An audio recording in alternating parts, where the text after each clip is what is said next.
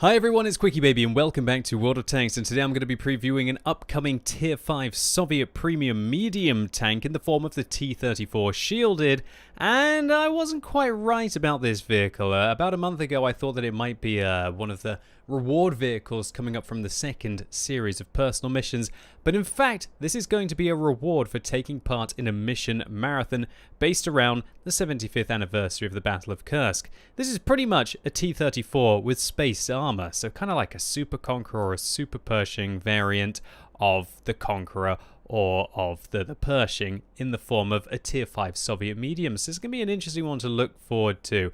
First, I'm going to compare this tank to the T-34, then I'm going to follow it up with some gameplay and let you know whether it's going to be worth grinding through, and specifically how you can get your hands on this tank. So let's see how the T-34 Shielded stands up compared to the regular T-34, and right off the bat we can see the damage per minute pales in comparison to the 57mm awesomeness that is on the T-34. And that's because this vehicle has only the choice of the 76mm main armament, and when you use that 76mm on the T-34, which is one of the biggest mistakes that people do make with the vehicle, the damage per minute is absolutely pathetic. If you do have this vehicle and for some reason you're not using the 57mm on that tank, do yourself a favor and make sure you are. The Shielded has slightly higher penetration on its standard rounds than the T-34 does, but as soon as we load premium rounds on the T-34, then the T-34 has a massive advantage over the Shielded variant. One interesting thing to mention is the standard rounds on the T-34 are actually APCR, a lot like the premium rounds. However, the shell velocity is 950, which is actually less than the A-armor piercing rounds of the standard T-34. And if you do fire premium rounds with the standard T-34, where your shell velocity is going up to 1,238 compared to the 950 on the upgraded premium rounds on the Shielded. Now let's take a look at the gun handling, and it's pretty good news for the Shielded here. 2.3 seconds aim time and dispersion values, which are just a little bit better than the standard T-34, means that this tank, when you combine it with the fact that its rate of fire is significantly less than the T-34 and its alpha damage is slightly higher, it will actually be able to fully aim its shots. Whereas even with a gun laying drive on the standard T-34, you can't fire at maximum accuracy. But mentioning accuracy, 0.43 absolutely abysmal at long range compared to the rather sleek 0.34 on the 57mm on the standard T-34. In addition to this, the Shielded gets the awesome 8 degrees of gun depression that the standard T-34 gets, which is exceptional for a Soviet tank and quite out of the ordinary. Now on to mobility, and remember, this vehicle is packing extra spaced armor, so it does weigh over 3 tons more than the standard T-34, which impacts its power to weight ratio as the vehicle has the same engine power. And this also affects the traverse speed of the tank as well, so don't expect this thing to turn quite as quickly as the standard T-34. Now one thing that's interesting is that TanksGG kind of suggests that the armor on the Shielded is actually worse than the T-34, but this is not the case. And I found another website, which is whatinspector.com, which has an Armor Inspector 3D model layout, which actually shows that over the 45mm of frontal protection and the 45mm of lower side armor and the 40mm of plate armor over the upper side of the hull, there is spaced armor on the Shielded, which is 16mm thick, and as we can see, it protects the whole of the side of the vehicle. And also this same 16mm of turret spaced armor goes all the way around. And so this can be absolutely awesome, because if you want to over angle the T-34, then you've got just much thicker armor because of that spacing. And that means that this vehicle is going to quite reliably bounce all about 100 and 120mm rounds of penetration. Now, while that's going to be great at Tier 5, it's not really going to cut it at Tier 6 and Tier 7, so don't think that this is going to be a very heavily armored medium tank. But you know what? Every little helps, and it does, especially against high explosive rounds or anyone who is as foolish as to load premium rounds or fire standard heat at you. We can see the effect of this extra bulk also in the form of its hit points, which are 500, which are 50 more than the regular T-34. However, I guess this spaced armor is stopping the commander from using its periscope quite as well,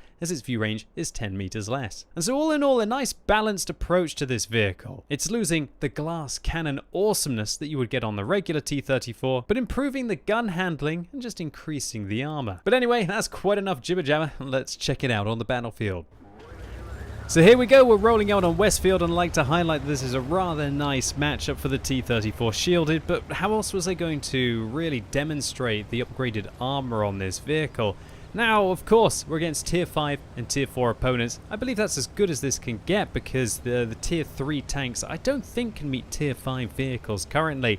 But this tank, on the other hand, I believe can be meeting Tier 6 and Tier 7 tanks, so definitely watch out for that. And keep that in mind that while you might see the armor working in this game, it's not going to be working against Tier 6 and Tier 7 tanks. Alright. So, T-34 shielded, it's lost a lot of its power to weight ratio that the regular T-34 has to be able to be packing all of that spaced armor. But you know what, I really like the aesthetic of this tank.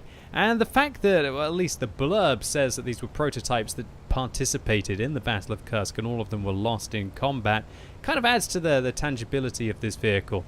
But I'm going to discuss all that later when I let you know exactly what you have to do to be able to get your hands on this tank.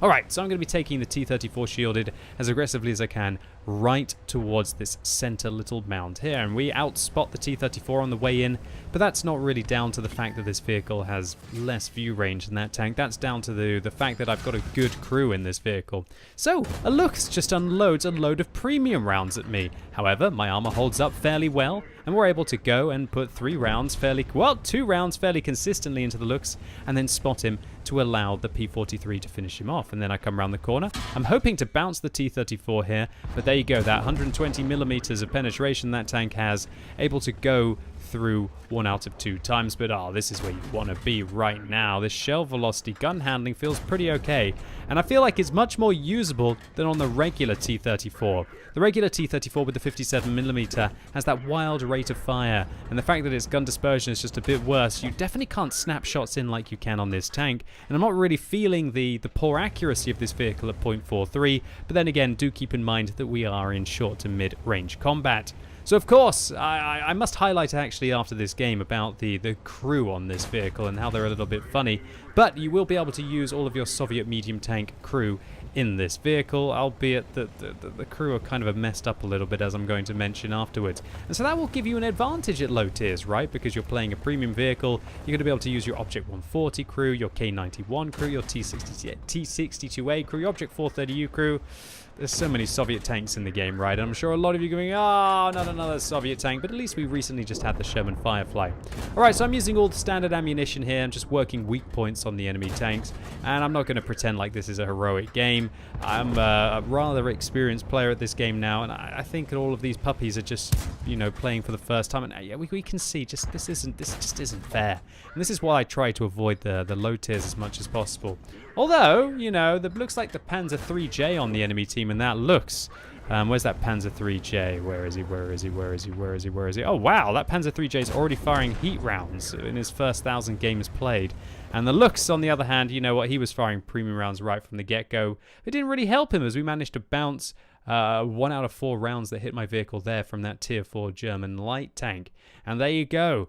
That's a 3 minute and 15 round with 5 kills, 1,600 damage and 1,100 spotting. Very respectable for Tier 5. And that results in our ace tanker, and this was the very first game I played in this tank, and a high caliber. For the 1,633 damage dealt and 1,296 base experience points, this vehicle does seem to get quite a high experience multiplier. And also, one thing that a lot of you will be very interested in is this a premium tank or is it a reward vehicle? Now, the difference is in the credit multiplier that the vehicle gets, and this clearly demonstrates that this is a premium tank with full credit benefits, as that's a very respectable amount to make after resupplying 20,000 credit consumable in a Tier 5 premium. So now I want to highlight the crew of the T-34 shielded, as a lot of you will be looking at this tank as an opportunity to train up some of your Soviet medium tank crews. Now, firstly, I must highlight that the commander is not the radio operator on this vehicle, and so if you do have situational awareness on your commander, it's going to be wasted.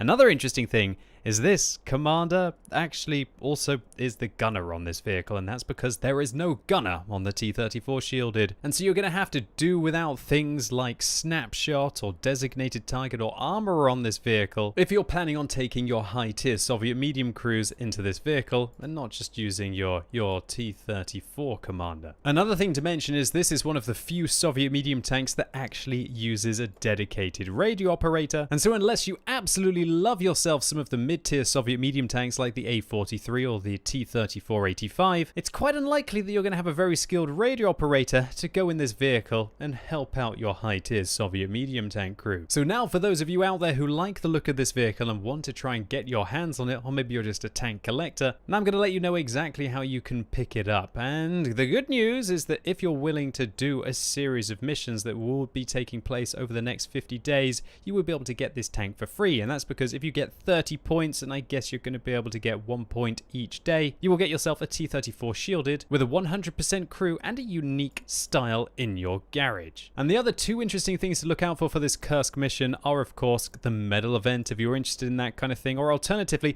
if you get all 50 points, then you're going to be able to get a unique style that can be applied to any of your vehicles, and apparently the style is historical. Now, of course, if the idea of completing, I guess, 30 missions out of the next 50 days is a bit of a turn-off for you, then it looks like the vehicle is going to be available in the premium shop right from the get-go tomorrow, as this video is going to be released, well, now. And while we're just going to have to wait till tomorrow to see exactly how hard these missions are, I've been able to figure out a couple of things. Firstly, it looks like you're going to be getting rewards along the way apart from just completing these tier bonuses that we see here. This is mostly consumables with some equipment. But more importantly, it looks like Wargaming are giving you two options, a lot like with the Italian challenge, to be able to complete these missions. One is going to be available in all vehicles that are tier 4 and higher, called the North Direction. And then there's also going to be the South Direction, where you specifically have to use vehicles that were involved in the battle for Kursk, including some premium tanks, as we can see here, which will provide you with easier winning conditions, I guess, to spend less time on the grind. So if you've got any of these German or Soviet vehicles, it's time to dust them off and see if you can get yourself a T-34 shielded. So, ladies and gentlemen, that's it for today. Overall, do I think that this vehicle is going to be worth playing 30 out of 50 days during your summer? Well, probably not. I'd say it's probably worth getting out there, enjoying the sunshine. Maybe if you're a parent and your kids are on holiday, you can spend some time with them. Or if you're a kid on holiday, then you've probably got a lot of better things to do when the sun's out, right? But we'll have to wait and see how difficult the missions are, because if you were going to play World of Tanks for about 3 or 4 days a week anyway, then maybe you can chip in the extra time to try and complete 30 out of 50 of those missions. And for the vehicle itself, it feels very solid in tier 5, but I hasten to add that it's going to do well in a good matchup, and it's going to be just very painful to play against tier 6 and tier 7 tanks. So ladies and gents, that's it for today. Hope you enjoyed the video. If you did, make sure you give it a thumbs up, but if you hated it, give it a thumbs down. And let me know what you think about the T-34 shielded in the comments down below, and specifically what do you think about all of this Kursk shenanigans that's going on here. And as always, thank you so much for watching. Best of luck getting this vehicle, and hopefully I'll see you soon.